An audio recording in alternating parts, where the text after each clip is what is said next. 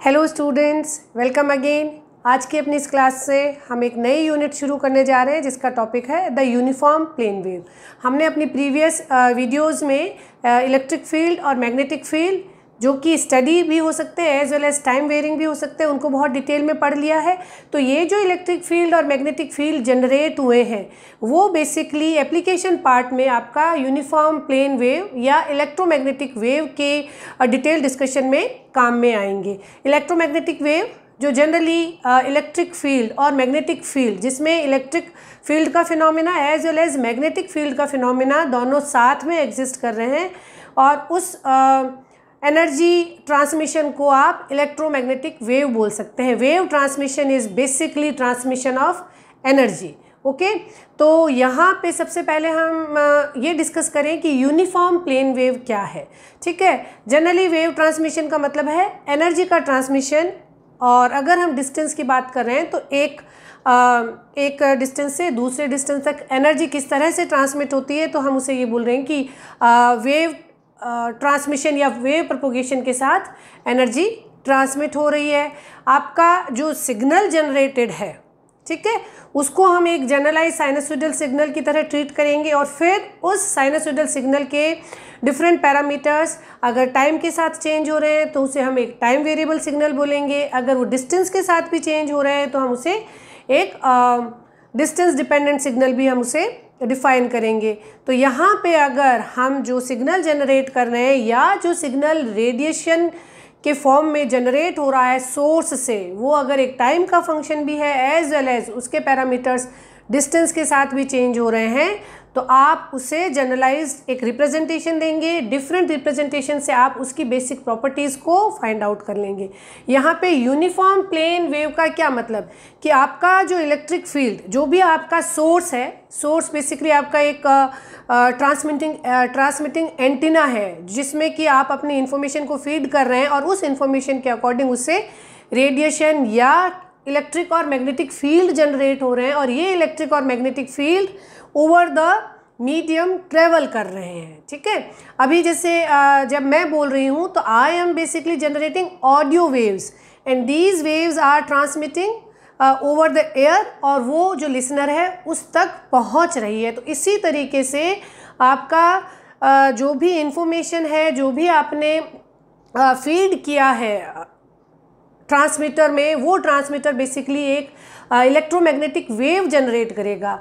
जो भी आपकी सिग्नल की एनर्जी थी वो एंटीना में फीड होके इलेक्ट्रिक फील्ड और मैग्नेटिक फील्ड जनरेट करता है, और ये कॉम्बिनेशन ऑफ इलेक्ट्रिक फील्ड और मैग्नेटिक फील्ड जो है वो एनर्जी कंसिस्ट करता है उस इंफॉर्मेशन की, and that travels along with the time as well as distance. तो यहाँ पे अगर आपकी जो भी वेव ट्रेवल कर रही है, इंफॉर्मेशन सिग्नल वेव जो ट्रेवल कर रही है, वो अगर एनर्जी ट्रांसमिशन अगर आपके एक प्लेन में कंसिस्ट है तो आप उसे एक प्लेन वेव बोल सकते हैं। यूनिफॉर्म प्लेन वेव का मतलब है कि हम ये मान के चल रहे हैं कि जो हमारी इलेक्ट्रिक फील्ड और मैग्नेटिक फील्ड बन रहे हैं वो एक यूनिफॉर्म पैटर्न को फॉलो अप कर रहे हैं।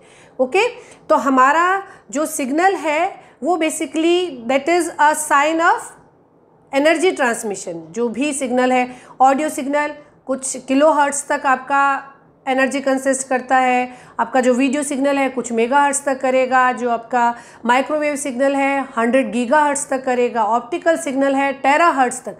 तो ये वो फ्रीक्वेंसी रेंज है जिसमें हमारे सिग्नल की एनर्जी, पावर रिजाइड करती है, और उसी रेंज में अगर आपको एक ऑप्टिकल सिग्नल को प्रोसेस करना है, ट्रांसमिट करवाना है, आपको टेरा हर्ट्ज़ की वेव को हैंडल करना होगा। उनके ट्रांसमिशन और एम्प्लीफिकेशन के सारे आपको पैरामीटर्स कंसिडर करने होंगे, और उसी हिसाब से आपको सर्किट डिज़ाइन करना होगा।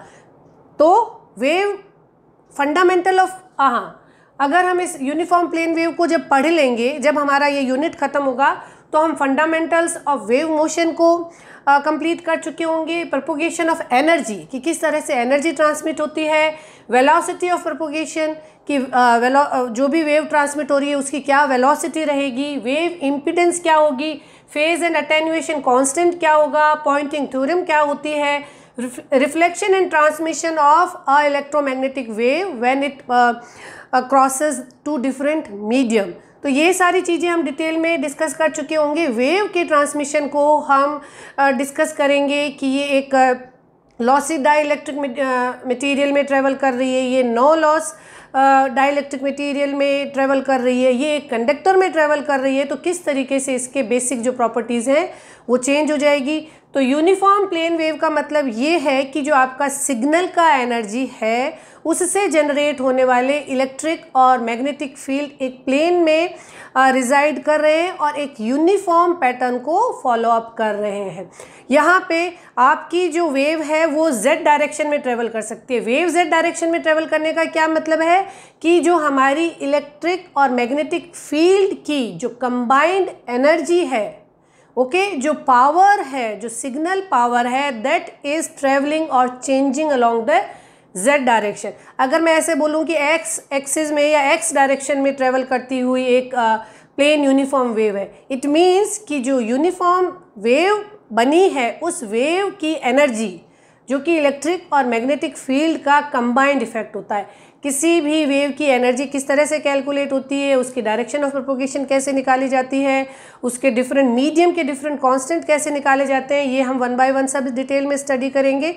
तो यहाँ पे वेव प्रोपोगेशन का मतलब है किस डायरेक्शन में पावर ट्रांसमिशन हो रहा है। आपकी वेव z डायरेक्शन में ट्रेवल कर सकती है, लेकिन उस वेव के साथ जो रिलेटेड इलेक्ट्रिक फील्ड है वो x डायरेक्शन में हो सकता है, वो y डायरेक्शन में हो सकता है, मैग्नेटिक फील्ड x डायरेक्शन में हो सकता है।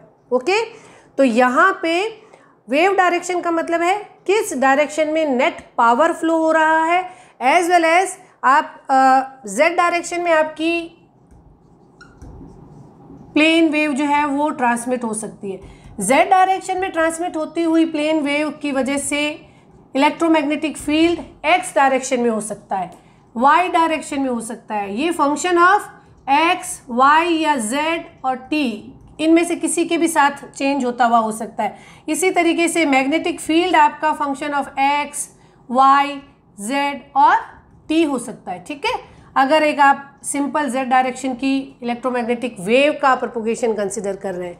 यहाँ पे अगर एक स्पेशल केस आ जाता है कि अगर आपकी वेव z डायरेक्शन में ट्रेवल कर रही हो और उस वेव के साथ जो इलेक्ट्रिक फील्ड और मैग्नेटिक फील्ड जनरेट हो रहे हैं वो अगर वेव डायरेक्शन के ऑर्थोगोनल डायरेक्शन में हो और if there is no field in the direction of wave propagation, अगर Ez और Hz दोनों ज़ीरो हों तो उसे हम TEM वेव बोलते हैं। ये यूनिफॉर्म प्लेन वेव का एक स्पेशल केस आ जाता है, इसे हम बोलते हैं ट्रांसवर्स इलेक्ट्रोमैग्नेटिक वेव्स। इसमें इलेक्ट्रिक फील्ड भी वेव ऑफ प्रोपोगेशन का जो डायरेक्शन है उसके ऑर्थोगोनल होगा, ट्रांसवर्स होगा, as well as magnetic field जो जनरेट हो रहा है या उसके साथ जो जुड़ा हुआ मैग्नेटिक फील्ड है वो भी ट्रांसवर्स होगा। ठीक है, अगर z डायरेक्शन में वेव ट्रेवल कर रही है तो Ex हो सकता है, Ey हो सकता है, लेकिन Ez जो है वो ज़ीरो होगा। इसी तरीके से ट्रांसवर्स इलेक्ट्रोमैग्नेटिक वेव के केस में Hx हो सकता है, Hy हो सकता है, लेकिन Hz जो है वो ज़ीरो होगा। ओके, ट्रांसवर्स इलेक्ट्रोमैग्नेटिक फील्ड में generated electric field, generated magnetic field दोनों एक दूसरे के ट्रांसवर्स डायरेक्शन में होते हैं, ऑर्थोगोनल डायरेक्शन में होते हैं, एज वेल एज दोनों जो हैं वो वेव प्रोपोगेशन की डायरेक्शन के भी ऑर्थोगोनल होते हैं, ट्रांसवर्स होते हैं। तो आई होप वेव क्या है और वो यूनिफॉर्म प्लेन वेव क्या है, as well as TEM wave क्या है, ये आप थोड़ा सा समझ पाए होंगे। ठीक है, तो यहाँ पे हम स्टडी करना शुरू करते हैं फंडामेंटल्स ऑफ वेव मोशन। तो यहाँ पे सिंपल एक वेव को रिप्रेजेंट करने के लिए हम एक साइनसोइडल सिग्नल को कंसिडर करते हैं। हम साइनसोइडल सिग्नल को अगर देखें तो अगर आप एक सिंपल सिग्नल माने कि हमारा जो सिग्नल है वो है A साइन ऑफ थीटा। ठीक है, तो इस सिग्नल में आपका एक एम्पलीट्यूड है, एक फेज है। आप अगर इसको थीटा के रेस्पेक्ट में इसके एम्पलीट्यूड को ड्रॉ करेंगे तो आप इसे इस तरह से रिप्रेजेंट करते हैं, ठीक है।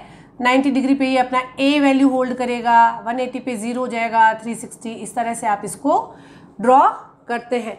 तो ये जो साइनसोइडल सिग्नल है ये एक पर्टिकुलर एम्पलीट्यूड के बीच में स्विंग करता है, और ये जो रेट है, रेट ऑफ चेंज है, ये इस सिग्नल की फ्रीक्वेंसी है। ओके, तो ये आपका आपने एक स्टैंडर्ड साइनसोइडल सिग्नल कंसीडर किया।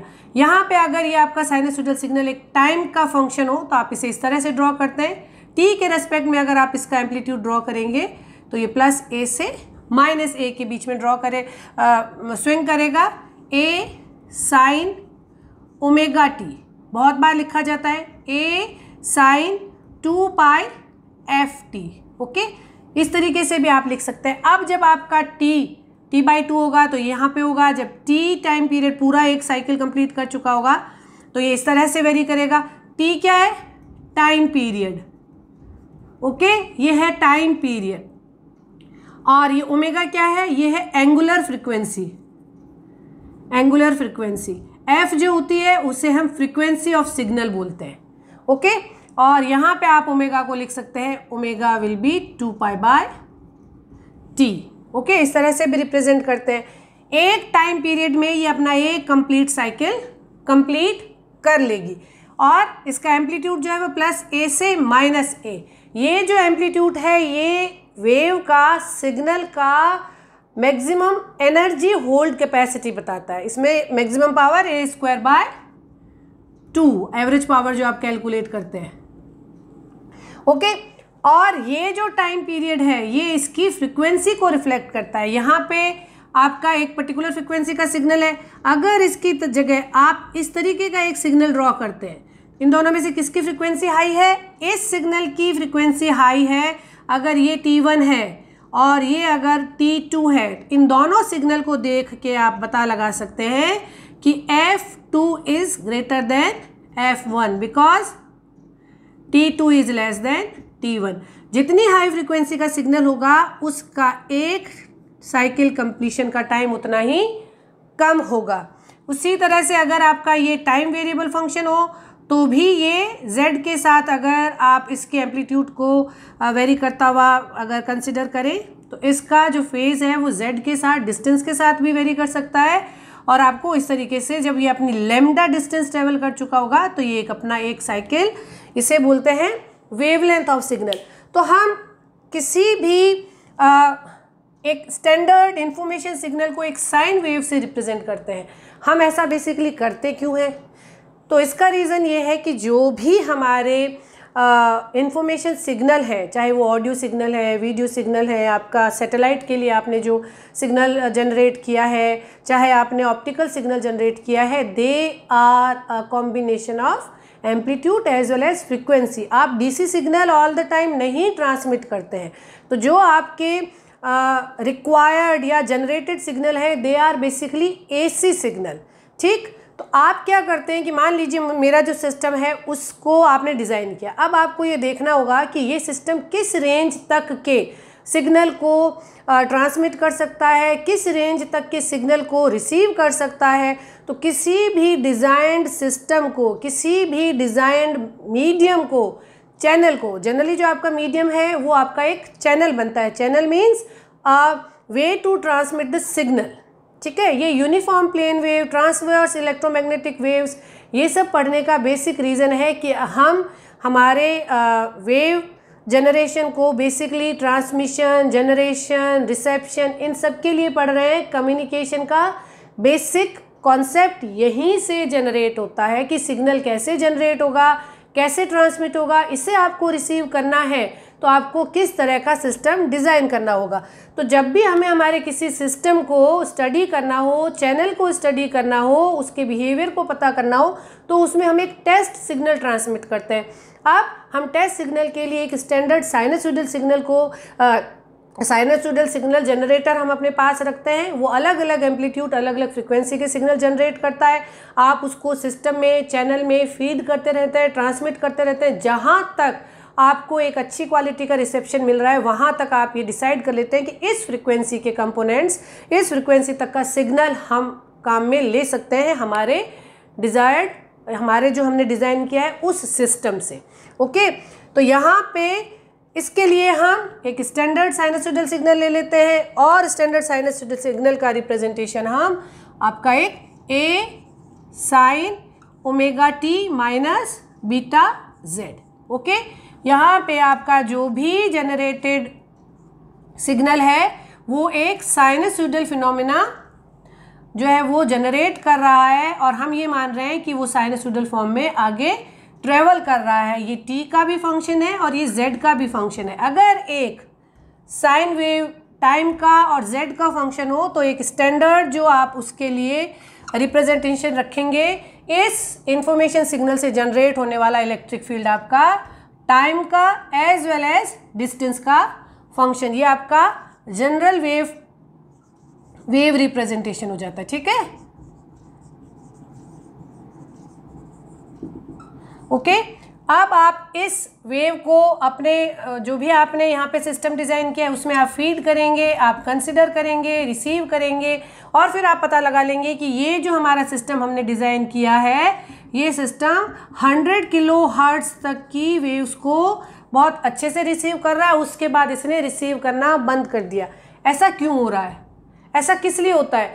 क्यों एक पर्टिकुलर चैनल एक पर्टिकुलर फ्रिक्वेंसी के लिए डिज़ाइंड है? आप इस पर्टिकुलर वेव को इस मीडियम से भेजेंगे। अगर आप फ्यू किलो हर्ट्ज़ या 100 किलो हर्ट्ज़ है तो आप फ्री स्पेस को काम में ले सकते हैं जिसमें कि आपका AM FM ट्रांसमिशन होता है। अगर आप हंड्रेड्स ऑफ गीगा हर्ट्ज़ में जा रहे हैं तो आपको सैटेलाइट कम्युनिकेशन काम में लेना होगा।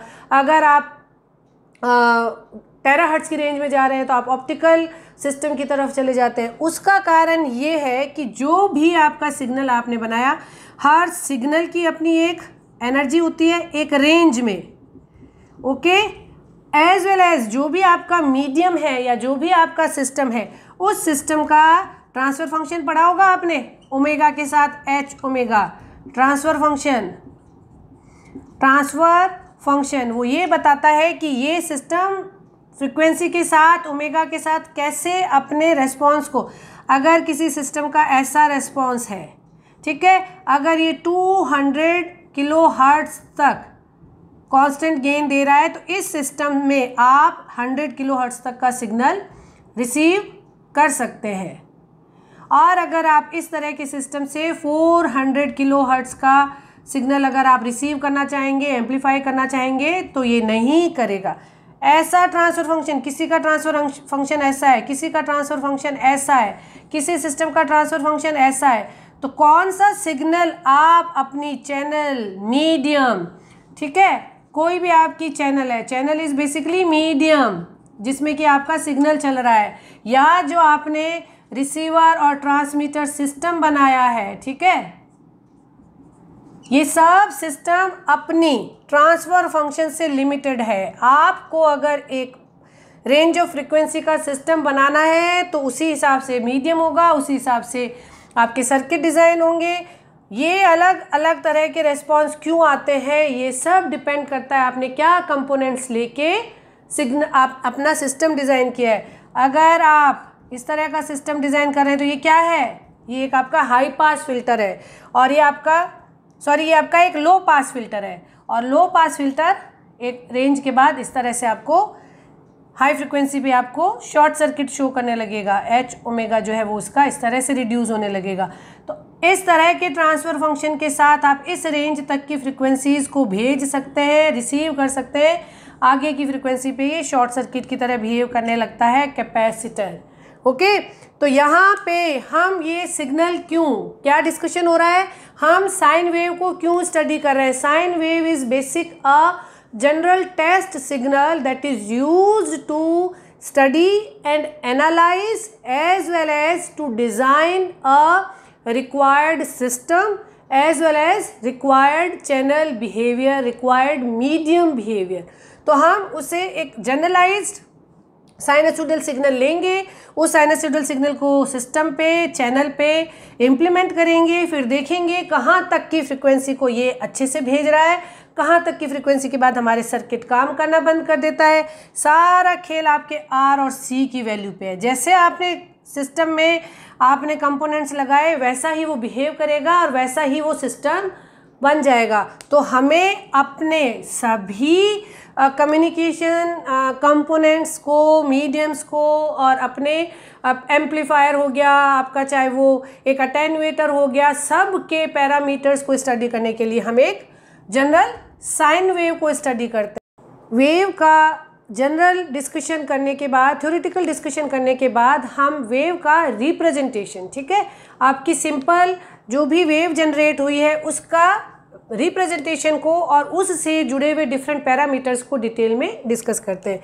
हमने एक जनरल वेव जिसकी वजह से, जिसके साथ एसोसिएटेड इलेक्ट्रिक फील्ड जो है उसका रिप्रेजेंटेशन हमने क्या लिखा, E will be A sine omega t minus beta Z, ठीक है। ये जो आपका इलेक्ट्रिक फील्ड जनरेट हो रहा है आपके इंफॉर्मेशन सिग्नल की वजह से, जिसको कि अभी के लिए हम एक साइन वेव, साइनोसॉइडल सिग्नल, जो कि फंक्शन है आपका टाइम का भी फंक्शन है और z का भी फंक्शन अगर हो टाइम के साथ और z के साथ अगर चेंज हो रहा हो तो जनरल रिप्रेजेंटेशन आपका ये रहेगा। ओके, z इज डिस्टेंस, या x y कुछ भी हो सकता है। ओके, अगर हमारे इंफॉर्मेशन सिग्नल से जनरेट होने वाला इलेक्ट्रिक फील्ड मान लीजिए x डायरेक्शन में जनरेट होता है, ठीक है, तो आप इसे लिखेंगे Ex equals to A sine omega t minus beta Z Ax।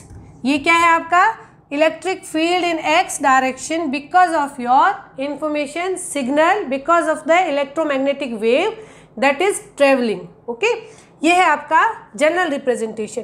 इस वेव फॉर्म में ये जो आपका A है ये आपके सिग्नल के एम्पलीट्यूड या आप उसे बोल सकते हैं उसकी एनर्जी की जो अमाउंट रहेगी उसको रिप्रेजेंट करेगा। ओमेगा जो है वो आपकी सिग्नल की फ्रीक्वेंसी को रिप्रेजेंट करेगा।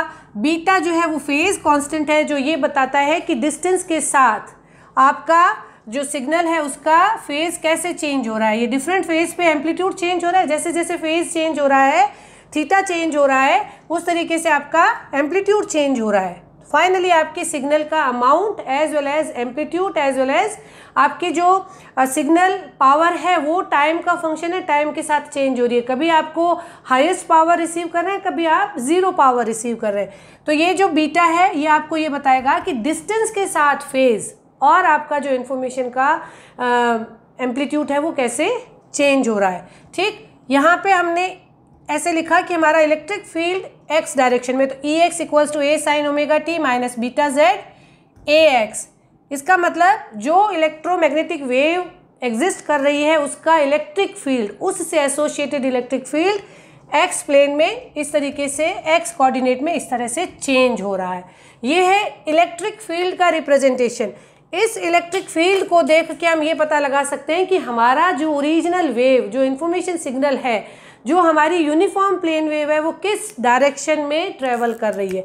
तो ये जो आपका बीटा जेड, ओमेगा टी ने क्या बताया, फ्रीक्वेंसी की इंफॉर्मेशन दी, एम्पलीट्यूड ने आपको एनर्जी की इंफॉर्मेशन दी, ओमेगा टी ने आपको फ्रीक्वेंसी की इंफॉर्मेशन दी। अगर आपका सिग्नल इस तरीके का है तो इसका इसका पावर भी कम है एज वेल एज इसका फ्रीक्वेंसी ज़्यादा है, क्योंकि ये कम टाइम में अपना एक साइकिल पूरा कर रही है। ठीक है, एक ये सिग्नल है, एक ये सिग्नल है। इन दोनों को आप एनालाइज करके पता लगा सकते हैं। अगर ये आपके इंफॉर्मेशन का इलेक्ट्रिक फील्ड है तो आप पता लगा सकते हैं, ये अगर उसका रिप्रेजेंटेशन है तो आप पता लगा सकते हैं सिग्नल एनर्जी, सिग्नल फ्रीक्वेंसी। यहाँ पे ये जो माइनस बीटा जेड है, ये जो आपका माइनस साइन के साथ, ये आपको बताता है कि आपका वेव इलेक्ट्रोमैग्नेटिक या यूनिफॉर्म प्लेन वेव किस डायरेक्शन में, एनर्जी किस डायरेक्शन में ट्रांसमिट हो रही है। This represents the direction of wave, that is nothing but energy और power. Okay, direction of wave that is energy और पावर ट्रांसमिशन। ओके, यहाँ पे अगर ये माइनस बीटा जेड है, माइनस का साइन है इस फेज कांस्टेंट के साथ, तो आपको ये बता रहे हैं कि आपकी वेव जो है वो प्लस जेड डायरेक्शन में ट्रेवल हो रही है। ओके, स्टूडेंट्स कंफ्यूज हो सकते हैं कि मैम आप यहाँ पे Ex लिख रहे हैं और यहाँ पे आप कह रहे हैं कि प्लस जेड डायरेक्शन में। ध्यान रखिए, जो हमारी इंफॉर्मेशन है उसकी final energy transmission plus Z direction में हो रहा है, लेकिन इंफॉर्मेशन सिग्नल से जनरेट होने वाला इलेक्ट्रिक फील्ड एक्स डायरेक्शन में ऐसे वेरी कर रहा है। ये इलेक्ट्रिक फील्ड हमें हमारे इंफॉर्मेशन सिग्नल की कुछ कैरेक्टरिस्टिक्स पैरामीटर्स को रिप्रेजेंट कर रहा है। ओके, जब भी आप एक एंटीना में किसी करंट कैरिंग एलिमेंट में इंफॉर्मेशन सिग्नल पावर फीड करेंगे तो वो अपने चारों तरफ एक इलेक्ट्रिक फील्ड जनरेट करेगा। अगर आपका information signal power z direction में है तो उसके चारों तरफ x डायरेक्शन में ट्रांसवर्स मोड ऑफ ट्रांसमिशन में, ट्रांसवर्स मोड में x डायरेक्शन में इलेक्ट्रिक फील्ड जनरेट हो रहा है। ये इलेक्ट्रिक फील्ड साइनसोइडल फॉर्म में वेरी हो रहा है टाइम और डिस्टेंस के साथ, टाइम और डिस्टेंस के साथ। अगर आप किसी एक पर्टिकुलर पॉइंट पे इलेक्ट्रिक फील्ड की स्ट्रेंथ को मेज़र करेंगे तो वो साइनसोइडली आपको वेरी होती हुई मिलेगी।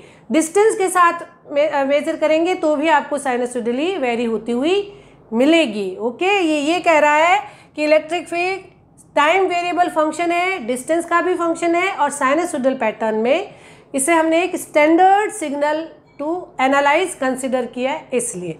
ओके, तो ये आ गया आपका वेव प्रोपोगेशन की डायरेक्शन बताएगा। बीटा जो है वो आपका फेज कांस्टेंट कहलाता है और इसको आप ये बताते हैं कि कितनी डिस्टेंस चलने पर आपका फेज कैसे मूव करेगा। और बीटा का जो रिप्रेजेंटेशन है that is 2 pi by lambda. इसकी यूनिट जो लैम्डा है आपका वेवलेंथ ऑफ द सिग्नल, ठीक है, जो आप फ्रीक्वेंसी से, टाइम पीरियड से, वेलोसिटी से कैलकुलेट कर सकते हैं। यूनिट रहती है इसकी रेडियन पर मीटर। डिस्टेंस के साथ किस तरह से फेज चेंज कर रहा है उसे हमारा बीटा रिप्रेजेंट करता है। ओमेगा क्या है? ओमेगा आपका अगेन एंगुलर फ्रीक्वेंसी है। ओके, जिसे कि आप रेडियन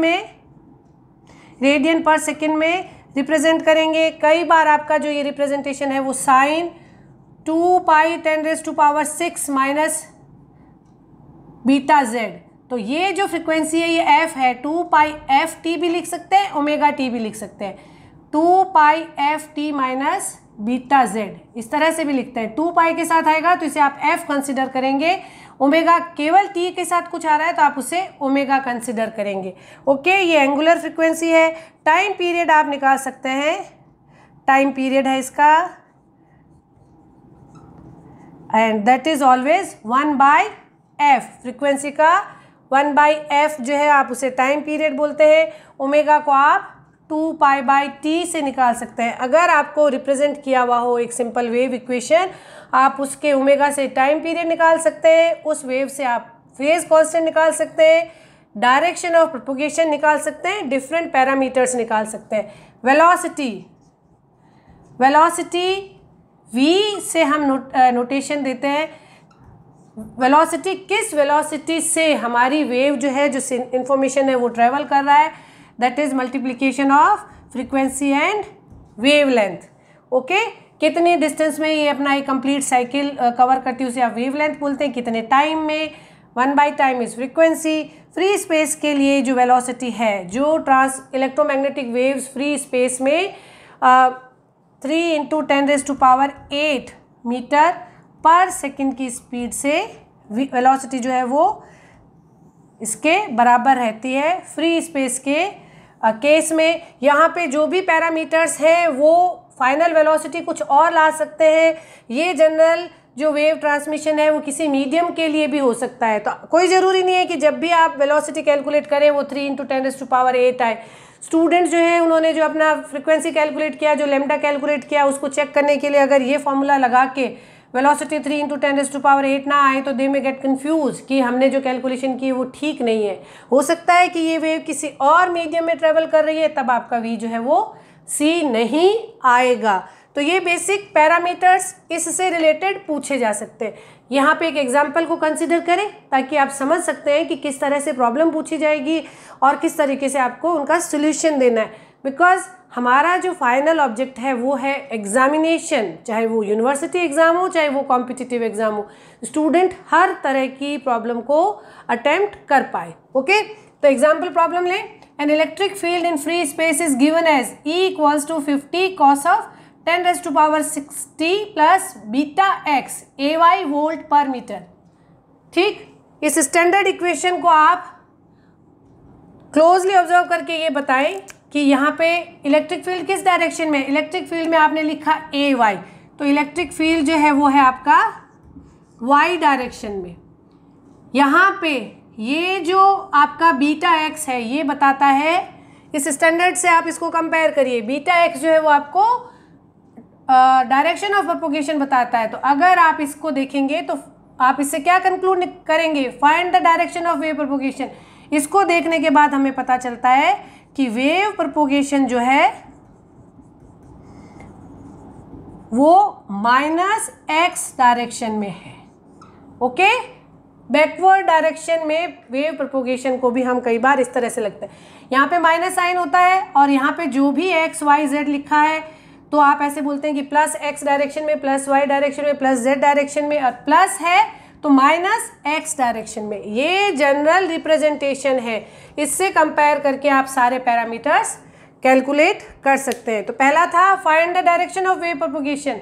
ऑब्जेक्टिव में सिंपली पूछा जा सकता है the wave is travelling in, electromagnetic wave is travelling in. आप इसको देख के सीधा पता लगा सकते हैं कि बीटा के साथ प्लस एक्स है, it means minus x direction में आपकी वेव ट्रेवल कर रही है। दूसरा आपसे पूछा गया है calculate beta and the time taken to travel distance of lambda by 2।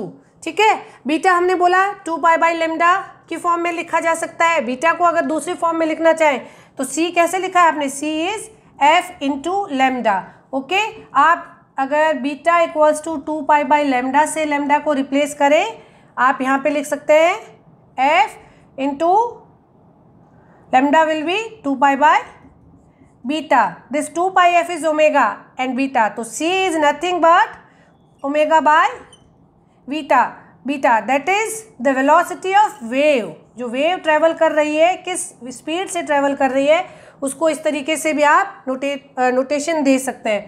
तो अगर आप यहाँ पे फ्री स्पेस की बात करते हैं तो C will be omega by beta. C आपको पता है, ओमेगा आपको पता है, ये जो 10t है that is the multiplier of t is omega, multiplier of t is omega. Standard से आप इसको कंपेयर करें तो c equals to omega by beta, आप इसको रखेंगे, आपके पास बीटा की वैल्यू आनी चाहिए, beta will be that gives you, beta will be omega bye c, that is omega क्या आया 10⁻⁶, और आपने c आपका क्या आएगा, c आपका आएगा, oh there is a correction, this is 10⁸8, please do correct, this is 10⁸8 plus beta x। तो यहाँ पे omega is 10⁸8, c is 3 into 10⁸8, that gives you beta equals to 1/3। ओके, 0.33 रेडियन पर मीटर। ओके, इसकी यूनिट आएगी radian पर metre. Okay, अब आपसे पूछा गया है time taken to travel distance of lambda by 2। तो आप इसको ऐसे कर सकते हैं, see distance z equals to speed into time. आपको कितनी डिस्टेंस ट्रेवल करनी है, लैम्डा बाई 2।